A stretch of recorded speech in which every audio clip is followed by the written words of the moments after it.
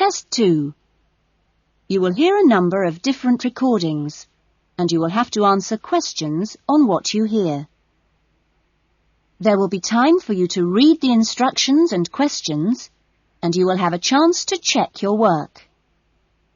All the recordings will be played once only. The test is in 4 sections. Write all your answers in the listening question booklet.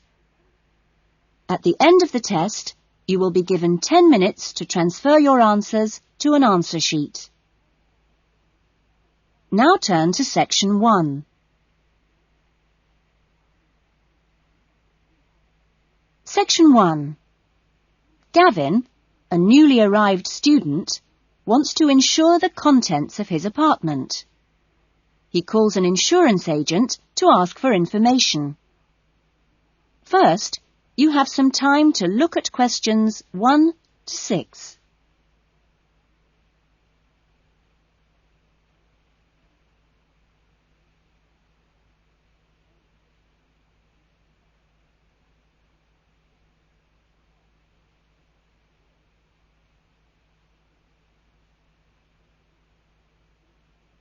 You will see that there is an example that has been done for you.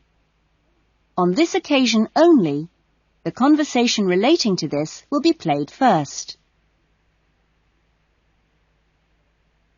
Good morning, Diane Davis. Can I help you? Yes, I'd like to get some insurance for the contents of my home. Fine.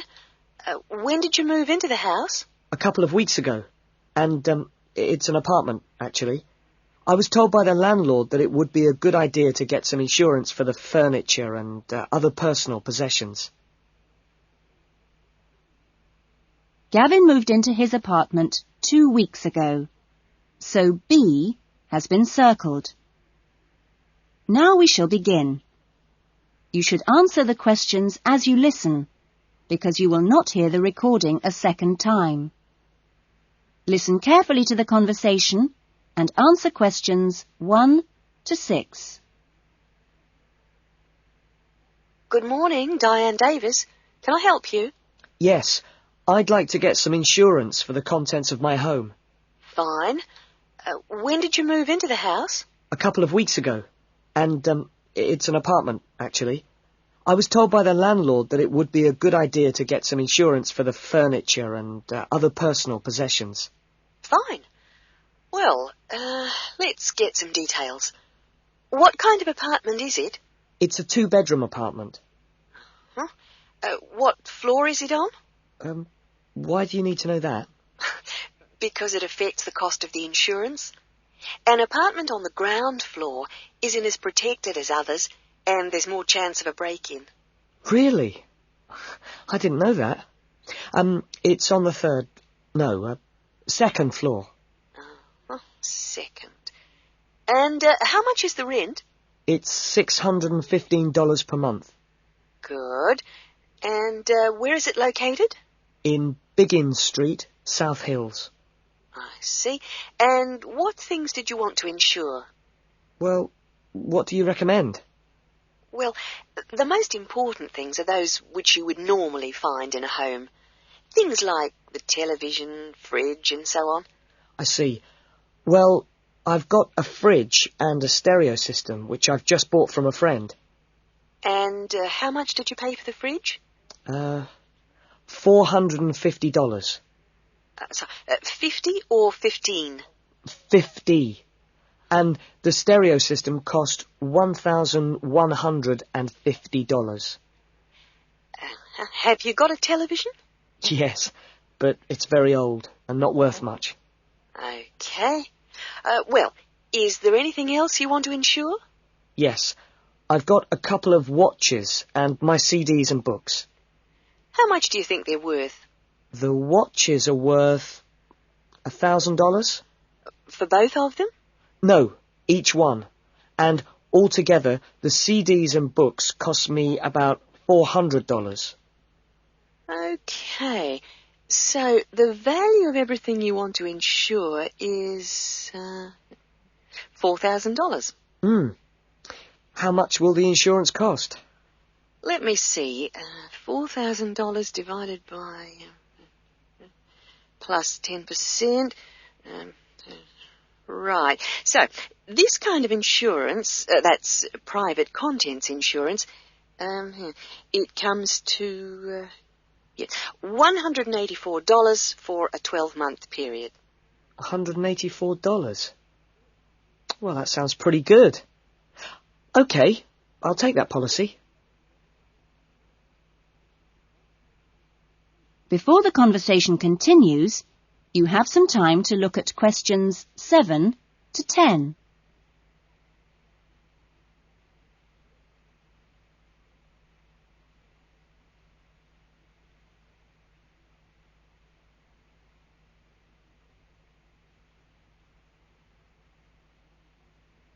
Now listen carefully and answer questions 7 to 10. Can I arrange the policy over the phone? Sure. Just let me get the details down. So, that's Mr. Gavin Murray. That's Murray. And the address is?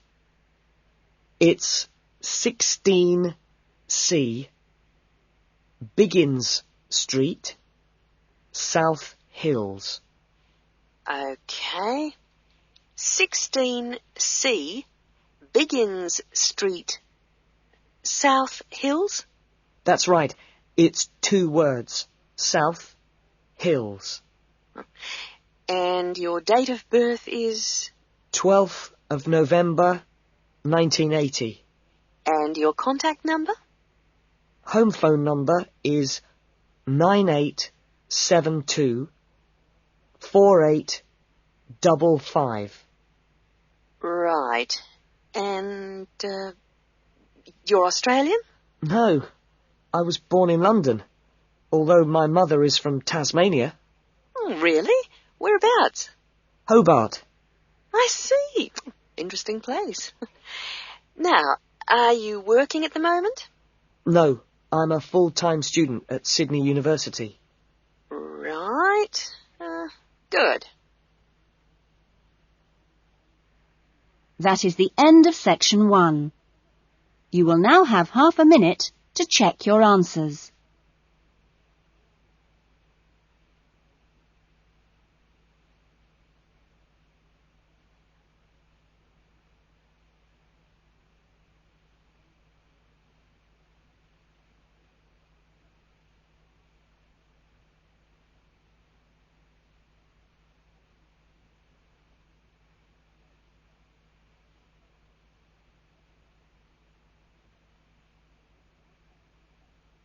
Now turn to section 2.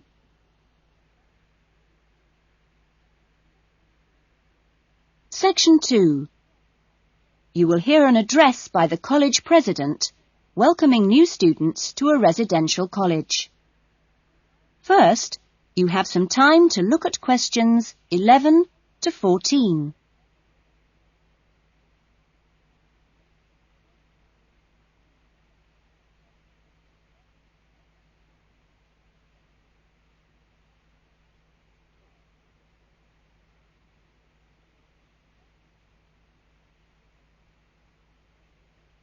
Now listen carefully to the first part of the talk and answer questions 11 to 14. Well, good morning, everyone. It's good to see you all here. Welcome to Smith House. Smith House, as you may or may not know, is one of the oldest residential colleges of the university. As you can see, the building you're in now, which contains this main lounge, the dining room, the recreation room, the kitchen and the offices, was part of the original old house built in the 1840s, to be used by the family of George Smith. That's, of course, how the house and college got their names. The original house was converted into a residential college for the university in 1940, and since then has continued to be added on to and modernised. You'll notice when you receive your room allocation in a few minutes that your room number either begins with the letter N, S or W, like this one here.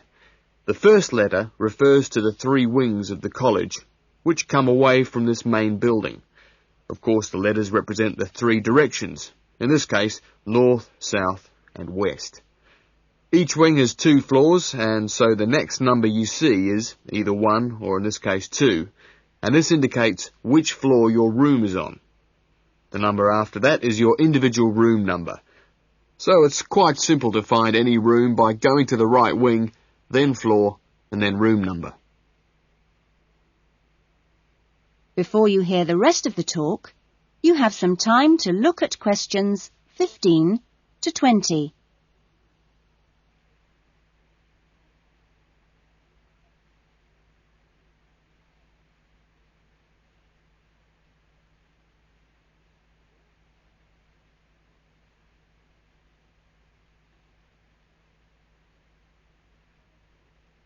Now listen carefully and answer questions 15 to 20. You'll also notice, when you receive your orientation pack shortly, that there are 2 keys. One is the key to your room, and only you have that key, and the other is a key to the front door, which you've just come through here from the street. This door is closed and locked at 8 p.m. every night, and opened again at 7 a.m. You'll need your key if you're coming back to the college between those times. We ask all students to always enter and leave the college through the front door. You'll notice at the end of each corridor that there is another door, but these are fire doors and are kept locked from the outside. They should only be opened from the inside in case of emergency. In your fees, you've paid a laundry fee, which covers the cleaning of bed linen and towels. All bed linen and towels are clearly embossed with the name Smith House, so it's easily identifiable. If you want your other laundry to be done by the college, this can be arranged for a small extra fee. There are only a few rules here at Smith House, and we have these rules so that we can all live comfortably together. The most important rule is that there must be no noise after 9 p.m. There is also no smoking in the rooms or anywhere inside the college, but smoking is permitted on the balconies. All meals are served in the dining room. Meal times are listed in your orientation pack. Please read these carefully, as meal times cannot be changed, and if you arrive late, I'm sorry to say, you'll just go hungry. If you're unsure about things, each floor has an elected floor senior, who is usually a student in their 3rd or 4th year of study, who's been at Smith House for a while. The floor seniors will introduce themselves later today and answer any questions you have. But for now, I'm going to hand you over to Marnie, who is going to give you the orientation packs and keys. Thanks, Marnie. That is the end of section 2. You will now have half a minute to check your answers.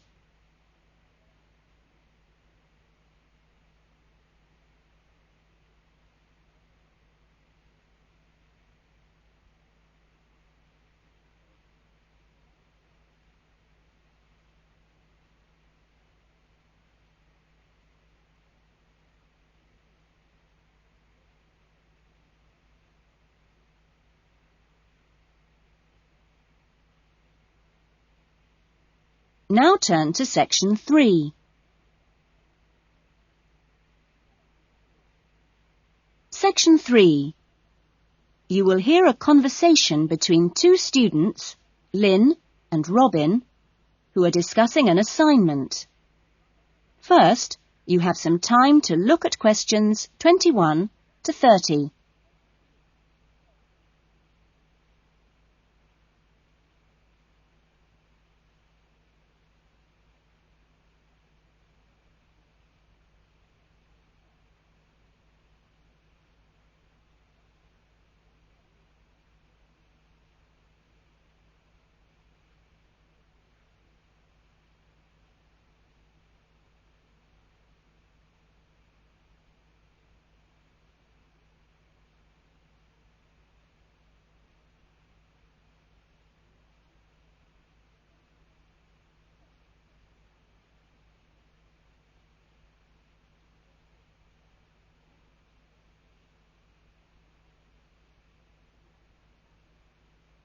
Now listen carefully to the conversation and answer questions 21 to 30.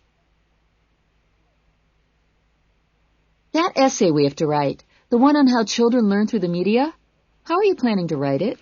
Well, I've given it some thought, and I think that the best way to approach it is to divide the essay into two parts. First of all, we'd have to look at some examples of each type of media. Yes, what they are. Then we could describe how we can use each medium so that children can learn something from each one. Exactly. Maybe we could draw up a table and look at examples of each medium in turn. Let's see. The different forms of media would be the print media. Here you'd have things like books and newspapers, that sort of thing. And included in these are the pictorial forms of print media, like maps. Yes, maps are really just formal pictures, aren't they? And then there are what we call the audio forms of media, where children can listen. CDs and radios are probably the best examples because a lot of children have access to these, especially radios. And this would lead into the audio-visual media, which can be seen as well as heard.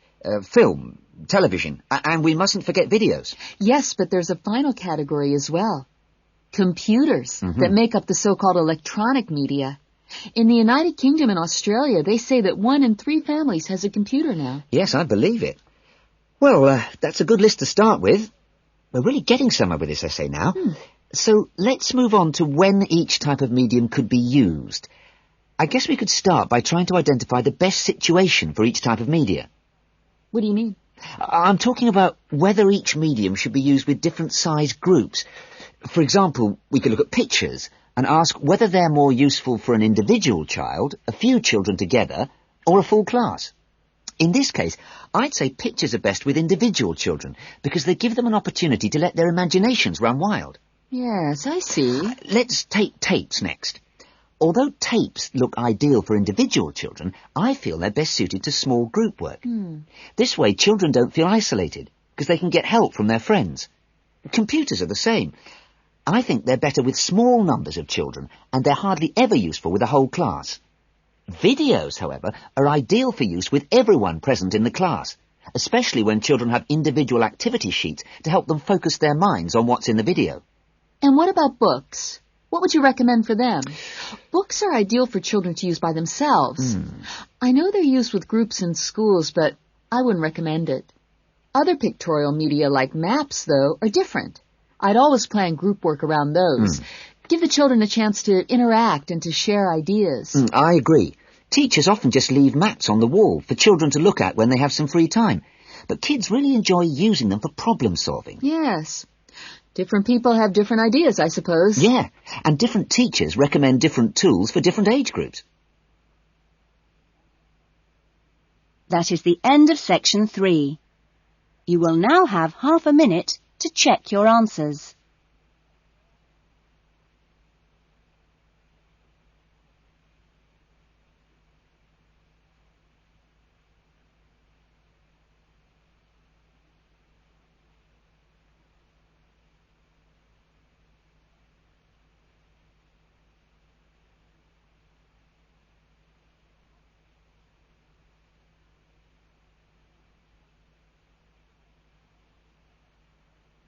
Now turn to section 4.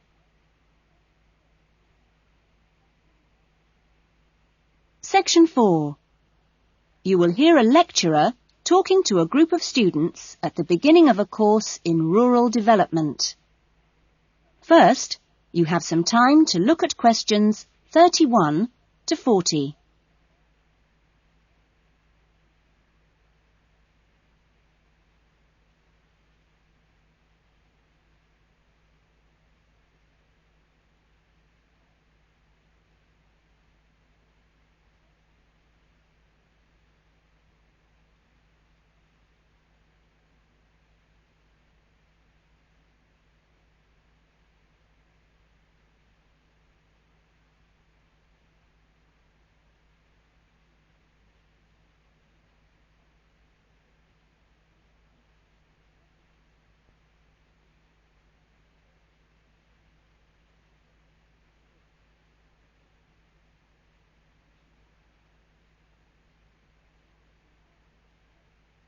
Now listen carefully to the talk and answer questions 31 to 40. I hope that this first session, which I've called An Introduction to British Agriculture, will provide a helpful background to the farm visits you'll be doing next week. I think I should start by emphasising that agriculture still accounts for a very important part of this country's economy. We are used to hearing the UK's society and economy described as being industrial or even post-industrial, but we mustn't let this blind us to the fact that agriculture and its supporting industries still account for around 20% of our gross national product. This figure is especially impressive, I think, when you bear in mind how very small a percentage of the UK workforce is employed in agriculture. This is not a recent development. You'd have to go back to 1750 or so to find a majority of the workforce in this country working in agriculture. By the middle of the next century, in 1850 that is, it had fallen sharply to 10%, and then to 3% by the middle of the 20th century. And now just 2% of the workforce contribute 20% of GNP. How is this efficiency achieved? Well, my own view is that it owes a great deal to a history over the last 50 or 60 years of intelligent support by the state, mainly taking the form of helping farmers to plan ahead. Then the two other factors I should mention, both very important, are the high level of training amongst the agricultural workforce, and secondly, the recognition by farmers of the value of investing in technology. Now, although the UK is a fairly small country, the geology and climate vary a good deal from region to region. For our purposes today, we can divide the country broadly into three. I've marked them on the map here. The region you'll get to know best, of course, is the north, where we are at present. The land here is generally hilly, and the soil's thin. The climate up here, and you've already had evidence of this, is generally cool and wet. As you'll see next week, the typical farm here in the north is a small, family-run concern, producing mainly wool and timber for the market. If we contrast that with the eastern region, over here, the east is flatter and more low-lying, with fertile soils and a mixed climate. Average farm size is much bigger in the east, and farms are likely to be managed strictly on commercial lines. As for crops, well, the east is the UK's great cereal-producing region. However, increasingly significant areas are now also given over to high-quality vegetables for supply direct to the supermarkets. The third broad region is the west, where it's a different story again. The climate is warmer than in the north and much wetter than in the east. The resulting rich soils in the west provide excellent pasture, and the farms there are quite large, typically around 800 hectares. The main products are milk, cheese and meat. So, clearly, there are marked differences between regions, but this does not prevent quite a strong sense of solidarity amongst the farming community as a whole, right across the country. This solidarity comes in part from the need to present a united front in dealing with other powerful interest groups, such as government or the media. It also owes something to the close cooperation between all the agricultural training colleges, through which the great majority of farmers pass at the beginning of their careers. And a third factor making for solidarity is the national structure of the Farmers' Union, of which virtually all farmers are members. Finally, in this short talk, I'd like to say a little about the challenges facing farmers in the next century. That is the end of section 4. You will now have half a minute to check your answers.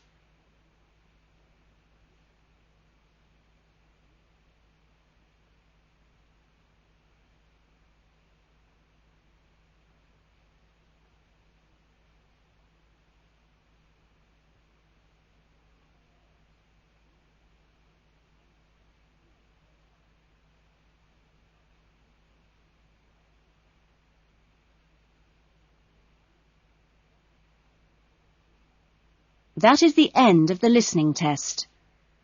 In the IELTS test, you would now have 10 minutes to transfer your answers to the listening answer sheet.